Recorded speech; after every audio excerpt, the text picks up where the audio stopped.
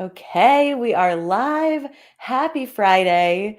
It's crazy. This is literally my last Friday live stream because I'm going on maternity leave next week, and Andy will be running the show. So people, you'll be All in great. alone. Don't worry. The Lone Ranger. But I've had fun co-hosting, so obviously I'll be back. I'm not disappearing forever. And I want to introduce our two amazing guests today. Georgina Miller and Gili Wolf are from the Alchemy Collective.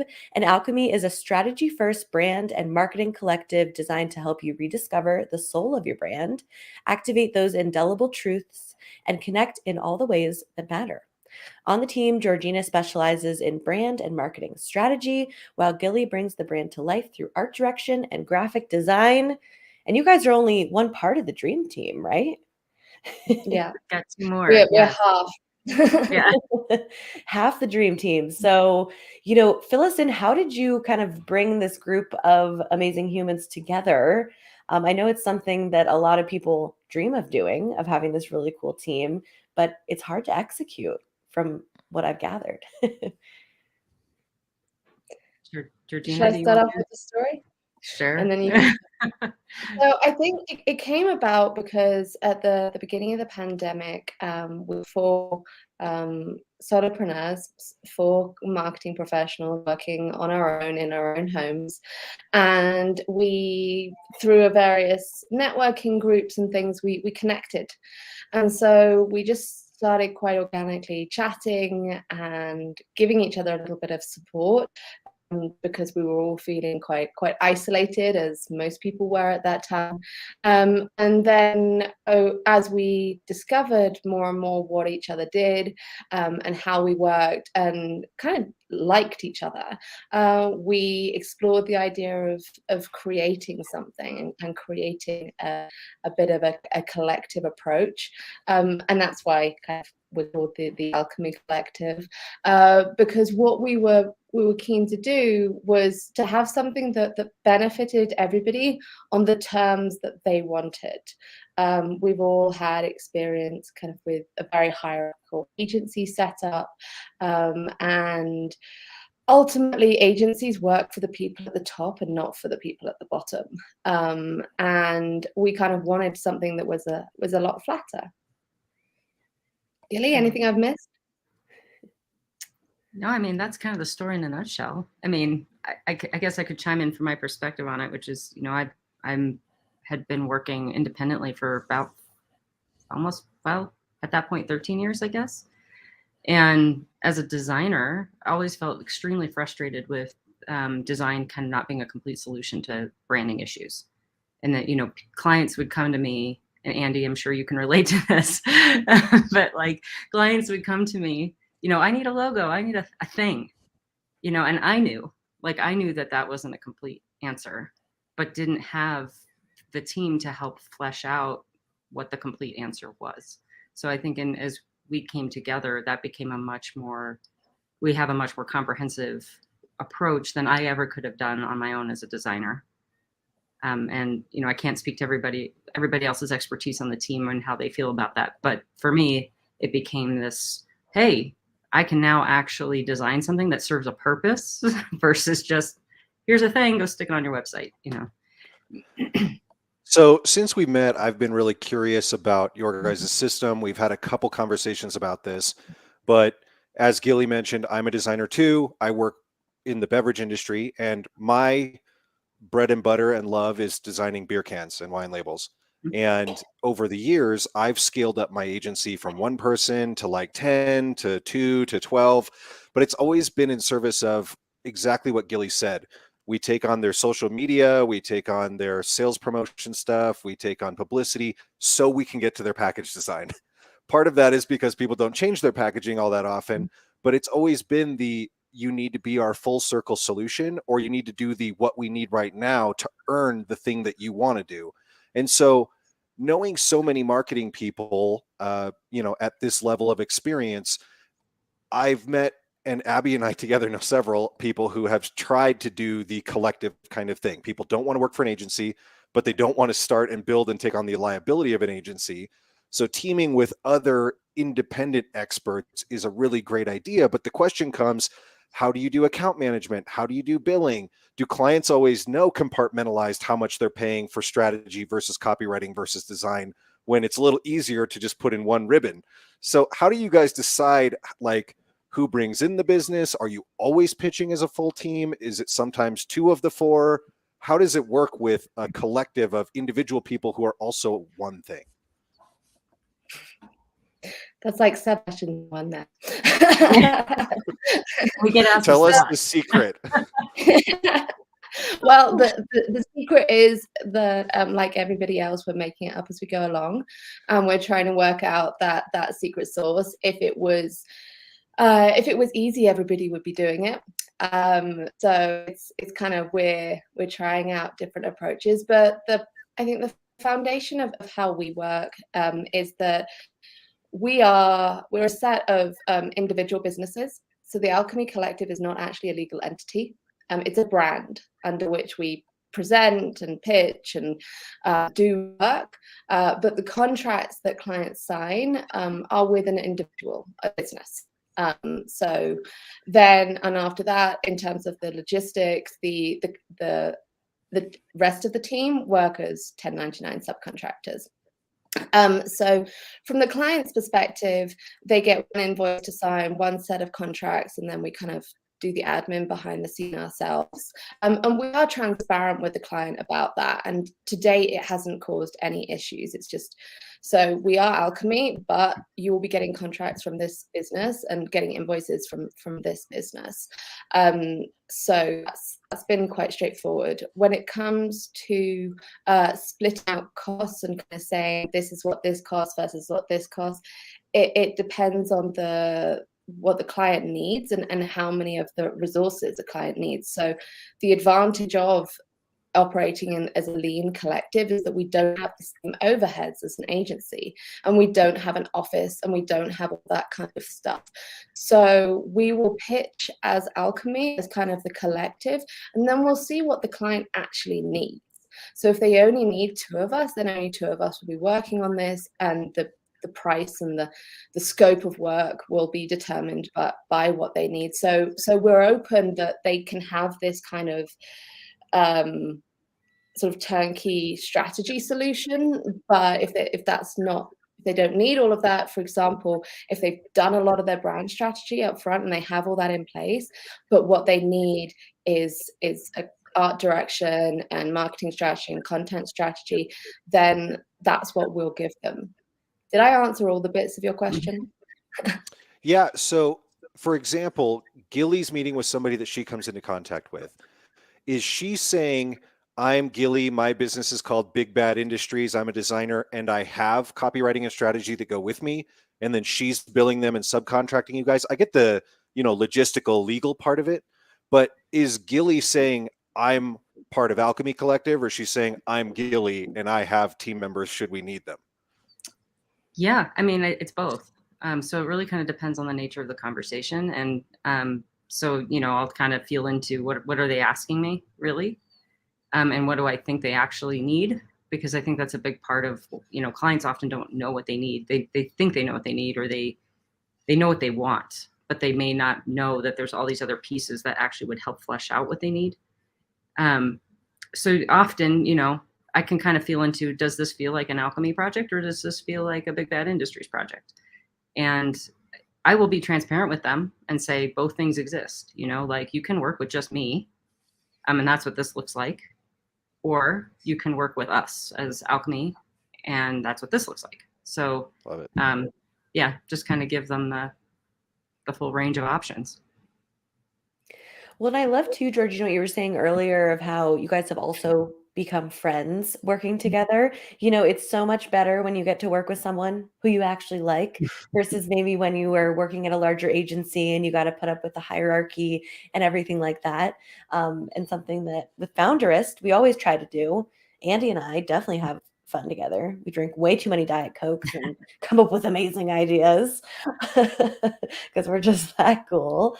But, was it interesting kind of putting this group together too with different personalities and all of that? Like, did you guys think about, okay, what are our values and how are these going to come together? We really did. So we went through the process that we take clients through from a brand strategy perspective, and we did that for ourselves very Very intentionally. cool. And Vanessa, who's not here today, but she's our brand strategy specialist, she took us through that whole process, and that was really fun and an opportunity to explore kind of what those values were and how we differed as individuals and how we could bring that together under something cohesive that would be good to present, but that also made sense for us all as individuals. I think that's So probably, in that, oh, sorry, Gilly, I have a question that'll tee you up. yeah. So in terms of the synergies of partnerships, it's hard enough to find one person that you have that infinite trust and communication with. I've had tons of business partners and investors and all kinds of things. And, Abby and I have the perfect yin and yang of extroverted and introverted personalities and sales skills and back office skills. And, we have a very, very good synergistic relationship. But I can imagine if we were trying to add 2 more people to this, it might be difficult to have 3 partners. So what are kind of the hallmarks of the amount of communication that you guys have to trust the whole group and to maintain a fortuitous but also loving relationship between 4 people? Yeah, I have often said I feel like I got lucky, like that in all the years that I was working on my own. Like it was so challenging to ever find, like you said, even one person to team up with where we were on the same page, where there was a matched level of commitment, a matched level of skill set. And when the 4 of us met, I honestly felt like it was just sort of this miraculous, like, I can't believe I just met 3 people who are this awesome, who I trust and who I know do good work and I know who are committed. Like, it is actually quite lucky, I think, in a lot of ways. I will say, I feel like we're all pretty emotionally intelligent people, and I think that's partly why it works.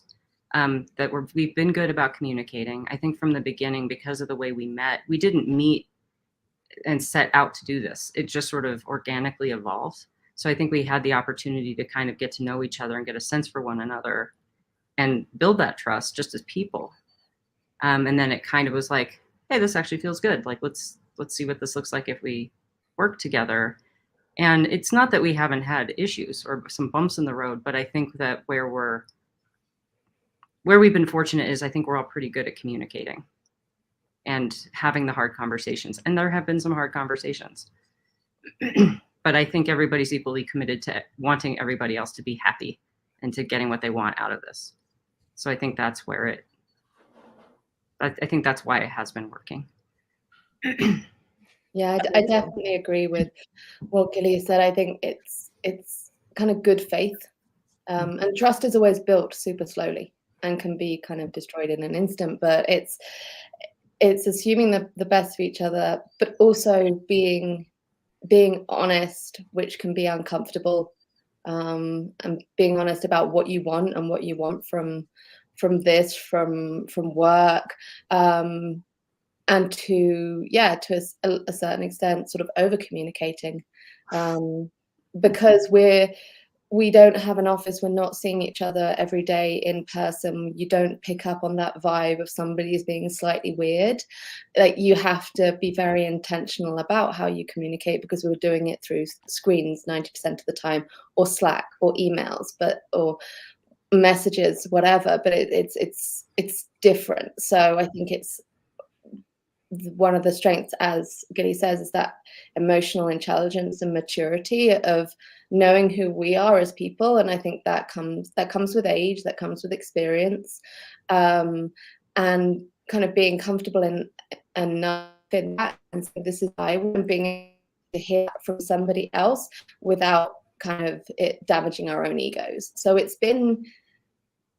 not always been smooth sailing, because you've got 4 different people with different personalities, different life experiences, different perspectives, different desires of what they want from work. But I think that communication piece is super important. So obviously one of the most unique things about you guys is the nature of how you work together and the organization that you're a part of. But since all the people that listen and watch this are mostly business owners, we'd love to hear about the mission and the ethos and what makes Alchemy Collective different. You mentioned that you guys are all mission driven and similar minded. What kind of clients do you guys service, and kind of what is your core mission system? Should I go from, and you can take up on afterwards? Yeah.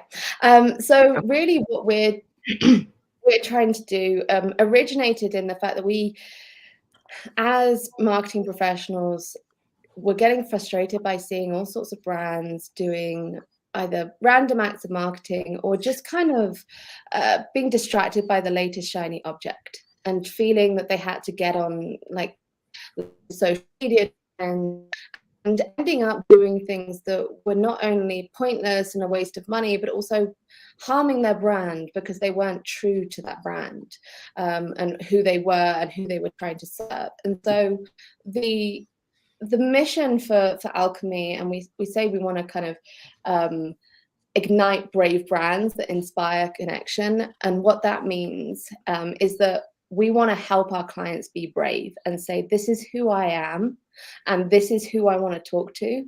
Because increasingly in modern life, there are so many companies out there. We're not trying to shape what people think, but people buy from companies that they resonate with and that they feel are similar to them, or they feel some sort of affinity to. And so the stronger a company can be in who they are, and although authentic is an overused word nowadays, but the more they can be true to themselves, the more will resonate with our audience and the more effective they'll be at kind of selling to them, essentially. So that's kind of what we're trying to do, and we are to a certain extent industry agnostic because we just want to help people who want to do things a bit differently, who don't want to be chasing after the latest thing like everybody else. I think to add to that, in terms of even our relationship with our clients or the types of clients that we are working with, like as Georgina said, like Georgina actually, I think, coined the phrase within our group, industry agnostic or niche agnostic. But there is, I think the people who work with us, I feel like we're kind of trying to live what it is that we're wanting other brands to do, which is we're working with people who seem to resonate with us, right? And we resonate with them. So it's like there's something about the way they're doing what they're doing that feels like a good fit. And like we feel like we can genuinely help them because we can genuinely build a relationship with them and understand them and get to know what they're doing. And they're not coming from the shiny object place so much. They are coming more from like, this is what I'm actually trying to do in the world. Help me do it. Mm-hmm. Or help me reach the people who need it. And so that's kind of been, I think, our gauge for who feels like a good fit to work with us. Right. And I could kind of guess maybe that someone who's like, I just want to be the next TikTok influencer would probably not be your guys' jam. But I just want to ask, because obviously TikTok has been in the news a lot this week, do you guys have any thoughts? Like, would that impact a lot of brands you think that you're working with or that you know of if TikTok were to get banned, or how do you see your clients utilizing that platform? In terms of business, because I've seen it for me be really great. The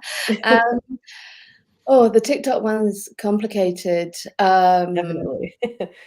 So I think the TikTok style, as in short videos driven by an algorithm based mainly on discovery, that has changed the game for social media in general. I mean, you look at Instagram and you look at Reels on both Instagram and Facebook, and even Spotify is bringing out like a video thing like that. They've changed the game.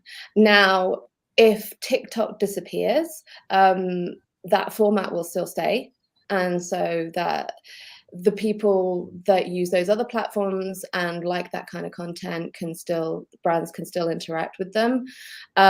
TikTok as kind of the favorite app of younger generations, they'll move somewhere else. Like it's just another app. It has been super, super powerful because people have built up their whole businesses by being TikTok influencers. And as I say, it's short video, YouTube shorts, like short videos everywhere now. But that something else will come along. So those audience won't disappear, they'll just shift. And then unfortunately it's kind of up to brands to scramble a little bit to find out where they've gone and follow them there. Right. And probably I would think, at least I know all three of you, I think, would advise never put all your eggs in one basket of a social media platform, because what if your account gets reported or blocked or deleted? I mean, and then everything is just tied to social media. That would I think that's such a good point, Abby. Like ultimately these platforms are helpful, kind of, and this is me with my marketing strategy hat talking, but they're great for top of funnel discovery, and they're good for kind of nurturing. But at the end of the day, you want to move your prospects from that external platform to something that you own, whether that's interacting with your content through your website, whether that's a newsletter, email nurturing sequence, whatever. You want to move them from something that somebody else controls to your own thing, because as you say, you can't control that other platform, and they change the rules all the time. They change the rules on the algorithm, they change the rules on kind of permissions to how you can do ads, following people, targeting. So it's much safer if you can get them to your own marketing stuff. I actually think it's interesting too, like Instagram suddenly just did this shift sort of back to where it came from, which is more of the single photo post or the static post. You know, that they were kind of reactive, I think, to TikTok, where it was like, oh my God, everybody wants to do video, especially younger people, and we need to keep them around. And so Reels went crazy, and then they went, oh no, like everything is getting, you know, all the highways getting jammed with Reels. So now they've kind of like scaled back on the Reels, and it's like, oh, hey, guess what? Like static images like will show up again. So I mean, to Georgina's point about the rules constantly changing. And I think especially like in marketing where we're like, ugh, like you have to stop and respond to what your client is wanting. And they're like, well, now we need to reach people in this way, which means we have to shift our tactics constantly. I think that we sort of come from this place of what part of all that can be stable. Like, and so the brand is the part, you know, like your actual core brand is the part that can be stable, because the way we're marketing these days online is not. One of the things that I've always been really curious about when it comes to you guys is we live in an economy where a lot of brands don't really understand the value of their brand from an iconography perspective, a storytelling perspective, a broad ethos and tribe perspective. But with things like 99 Designs and Upwork, and let's not talk about AI, you know, Gili and I are in an industry where people, I call them graffiti bros, which isn't fair, but people just think if they have a really dope logo that's enough, and they just roll on. So they can hire some college kid who has bright, colorful portfolio work. They can get a logo in a week or two and then move on. You guys do very deep dive strategy and research driven brand work. And so in order to have the clients that are the size that you need to put the kind of investment into the development work that the four of you are experts in, you kind of have to be going after a pretty high echelon of client, which means you're competing with traditional agencies that have substantial account management and lead generation resources. So what is it like to compete for getting clients, and how do you find them, being even a collective, not individuals, but going after that big kind of, you know, corporate or institutional level client? So you raise an excellent point. Yeah, with the small businesses who don't have the budget and they just need something quick and dirty, and that's fine, because you can start off a business with a logo off Fiverr, but that'll only get you so far. But as you say, kind of for what we do, we are aiming for kind of the bigger fish, and at that point you do start competing with agencies. But agencies can come with a lot of baggage.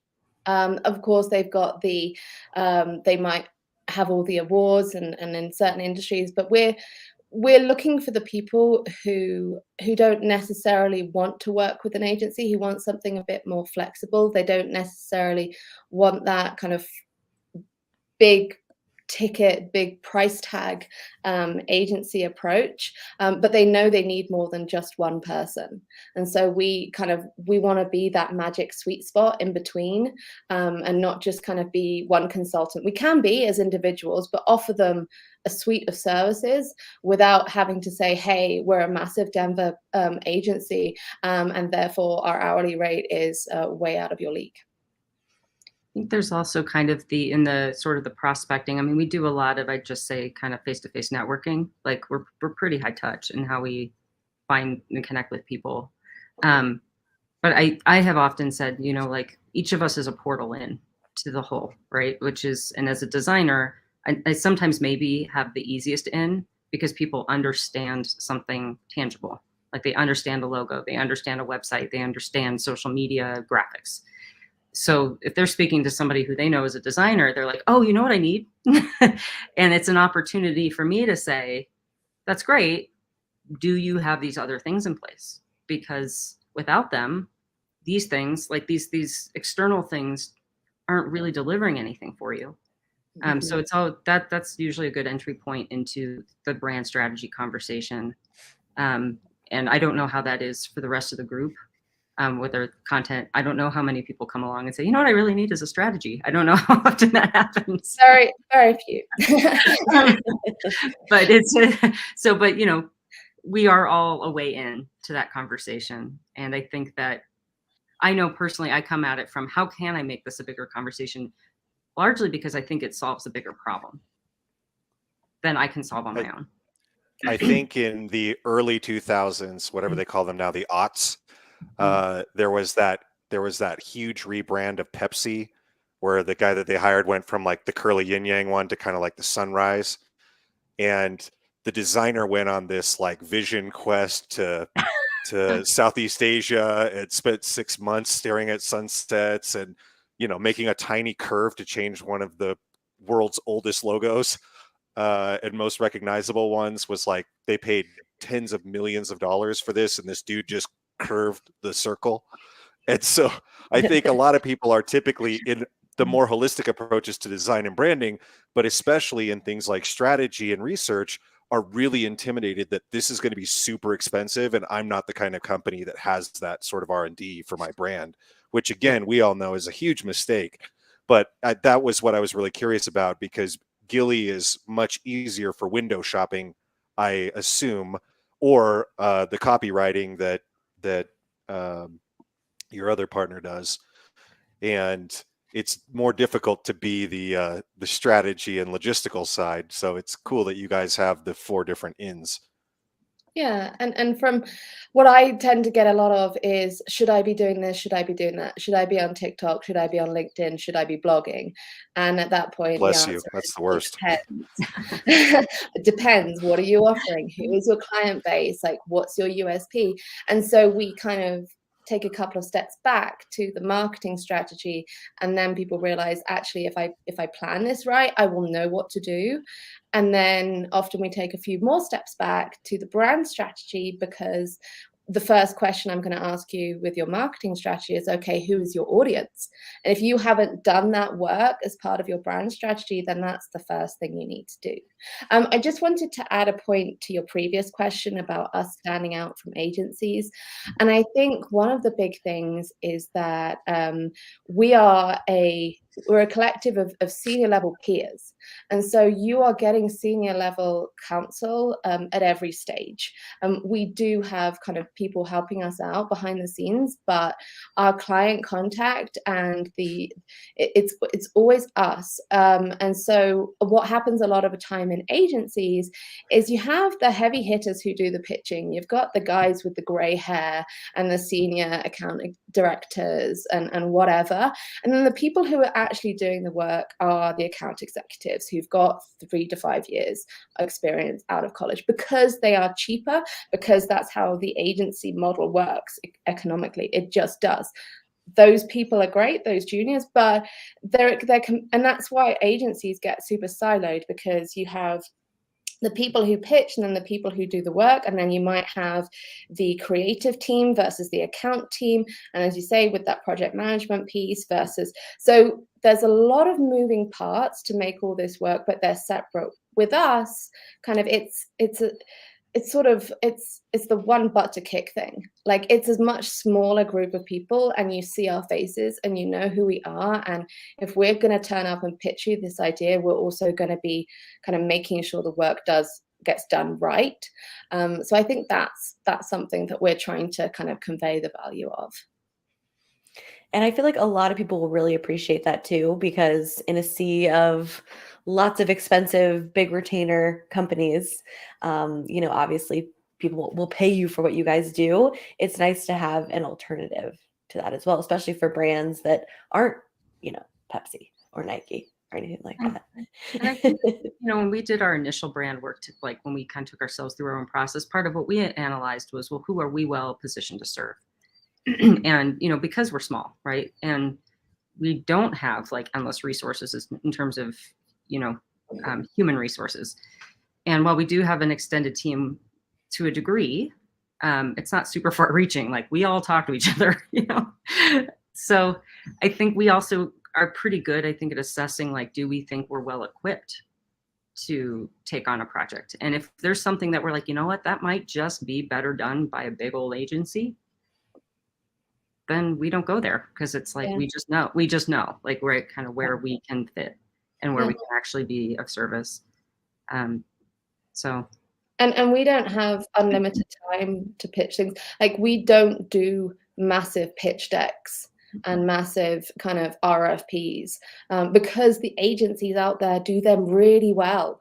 And they'll have whole teams just dedicated to doing that and pull all the right people in and turn around like a 40-page RFP within a week, because they can and it's in their interest. And that's just not our game. And I think, coming back to Gili's point about how a lot of our networking is kind of old school. It's relationship building that trust, finding people that way, because that's how we establish trust with our clients, and kind of get that work, because we want it to be a good relationship. And we are smaller, so we don't need as much work as the agencies. Like, we want to do good work, and we want to have good lives. And we want to serve the people within our collective and the people we work with and our clients. And we're not trying to be a multi-million-dollar agency that wants unlimited growth every year and has shareholders breathing down our neck. So we want to do the work that's right for us and right for the client. Awesome. I love that. Especially, I think people working with you guys probably value, we want to live our lives too, because work can't be everything. And speaking of, I got to let everybody go enjoy their Fridays, or at least get to work, because it is only 9:30 here in Denver. So we love to end these episodes. What is something exciting going on for you guys, whether business related, personal related? Do a little humble brag. Gili? Yeah, so this isn't, it's not really a brag. It's just, if you could see what's happening to my right now, we're moving on Monday. Yeah. So that's big. We bought a house. We're very excited. Congrats. Thank you. And at the same time, I rented an art studio, because why do just one thing at one time? Ooh, very fun. Amazing. And Georgina, what about you? Yeah, mine is also not a humble brag. The thing that I'm super excited about at the moment is that I'm going to Puerto Rico for 2 weeks next month. Oh, amazing. And so that's going to be awesome. Yeah. And I'm currently in the pre-vacation, let's get everything done phase.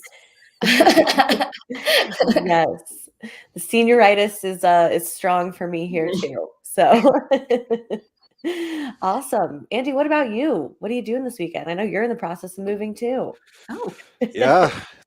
The internet doesn't know yet that I'm moving to Oregon next week. So I'll be splitting time in the Northwest and in Denver, but we've been taking on some pretty big national clients in our businesses, and I'm excited to expand our regional footprint. And obviously we do most of our stuff on the internet, but it'll be cool to be back on the West Coast working with a lot of the beverage companies I do and some community groups. Abby, I think we all already know what you're proud of, but I'm just You're proud growing that a person. I made it here this morning and didn't go into labor. So amazing. Well, I may be back next week. We'll see, Andy. Who Oh, wow. knows? Um, Is it kind of any day now? Is that the pretty Oh, yeah. much. okay? So every day I'm like, okay, I'm here. We're doing work today. That's So exciting. thank you guys so much for joining us and sharing more about Alchemy Collective. We have all the links below so people can check you guys out, follow you, reach out. And yeah, thanks for spending your Friday morning with us. Yeah, thanks for Thank you having for us. having us. Good to see you guys.